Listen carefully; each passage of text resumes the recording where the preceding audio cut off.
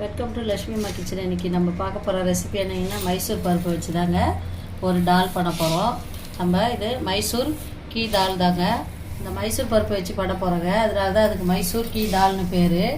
ரொம்பவே நல்லா இருக்குங்க. இது கர்நாடகா ஸ்பெஷல் அப்படின்னு சொல்லுவாங்க. அங்கே தான் மைசூர் பருப்பு வச்சு ரொம்ப சமைச்சு சாப்பிடுவாங்க. இதுக்கு தேவையான பொருள் என்ன பார்த்தீங்கன்னா, இந்த டாலுக்கு நான் 350 கிராம் பருப்பு எடுத்து வச்சுருக்கேங்க. மைசூர் பருப்பு 350 கிராம் எடுத்து வச்சுருக்கேன். 200 கிராம் காளானும் 200 கிராம் கத்திரிக்காயும் வாங்கி வச்சுருக்கேங்க. இது ரெண்டும் போட்டு தான் நம்ம சமைக்க போகிறோம். தேவையான பருப்பு பச்சை மிளகா, ஒரு 4 பச்சை மிளகா, அவ்வளோதாங்க. தாளிக்கு தான் நம்ம பட்டை லவங்கம் ஏலக்காய்லாம் போட்டு தாளிக்க போகிறோம். ஒரு பூண்டு நான் உரித்து சின்ன சின்னதாக கட் பண்ணி வச்சுருக்கேங்க இந்த பருப்பில் போட. இதை கழுவி நம்ம வச்சிடலாம். இதை காய்கறியெல்லாம் அரிஞ்சிக்கலாங்க.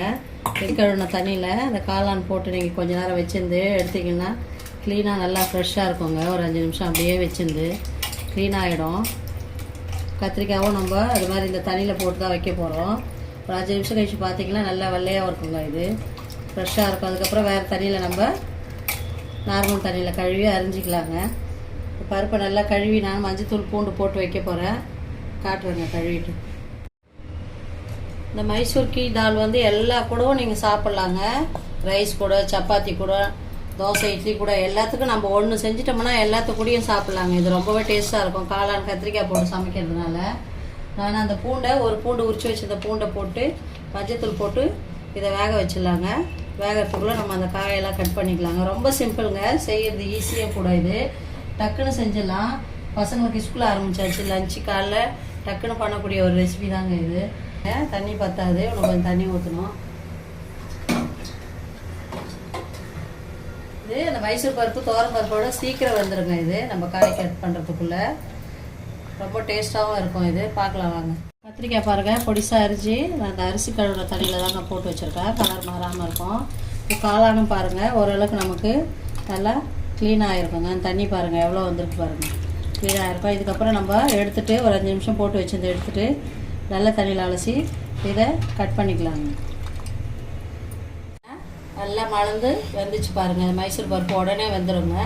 பாருங்கள் ரெடி ஆகிடுச்சு. இதில் கொஞ்சம் பெருங்காயம் போடல, பெருங்காயம் போட்டுக்கலாங்க.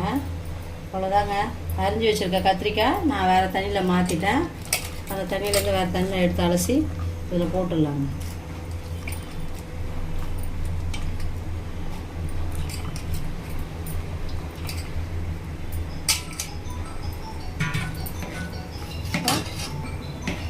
இதிலே கட் பண்ணி வச்சுருக்க இந்த காளான் போட்டுலாங்க.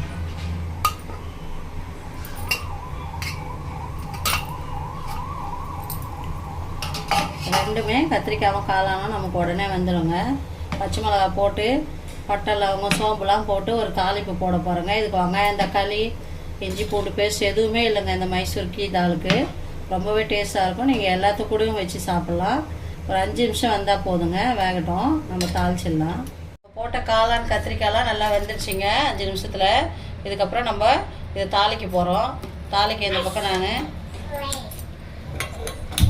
எண்ணெய் ஊற்றி வச்சுருக்கேங்க.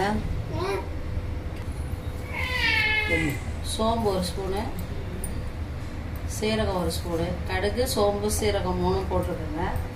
நம்ம எடுத்து வச்சுருக்க பாருங்க பட்டை லவங்கம் பச்சை மிளகாய், அவ்வளோதாங்க. அது பொரிஞ்ச உடனே இதை போட்டு நம்ம தாள் சேர்த்து ஊற்றிட வேண்டியதாங்க. இதுக்கு மிளகாத்தூளோ வெங்காயம் தக்காளியோ எதுவுமே இல்லைங்க. ரொம்பவும் நல்லா இருக்குங்க டேஸ்ட்டாக அந்த காளான் கத்திரிக்காய் போட்டு பண்ணுறதுனால.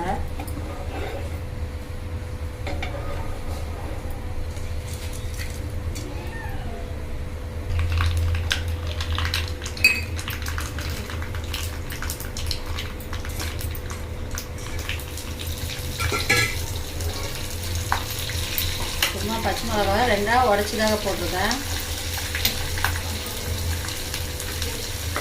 இதுலேயே நம்ம கொஞ்சம் ஃப்ரெஷ்ஷான கொத்தமல்லி போட்டுடலாங்க.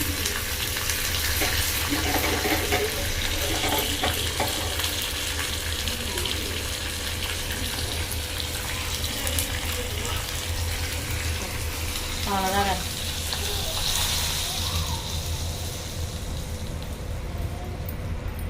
தாளித்து கொஞ்ச நேரம் கொதிக்கணுங்க. இது இப்போ கொஞ்ச நேரம் கொதிக்கணும்.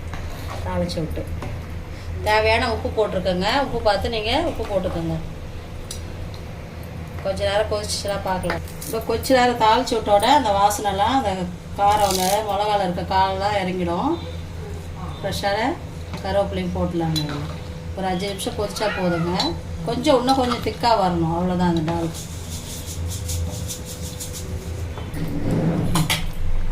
நம்ம தாளித்து கொஞ்ச நேரம் ஆயிடுச்சுங்க. அவ்வளோதாங்க, டால் சூப்பராக ரெடி ஆயிடுச்சு. டக்குன்னு செய்யக்கூடிய ஒரு ரெசிபி தாங்க. எல்லாம் அரிஞ்சு வச்சுட்டு பருப்பு போட்டு வேக வச்சு நம்ம தாளித்து விட்டுற வேண்டியதானுங்க. சூப்பராக இருக்குங்க. நீங்கள் எல்லாத்த கூட சாப்பிட்லாம், குழந்தைங்க விரும்பி சாப்பிடுவாங்க. கொத்தமல்லி தூவி இறக்கிடலாங்க, அவ்வளோதாங்க.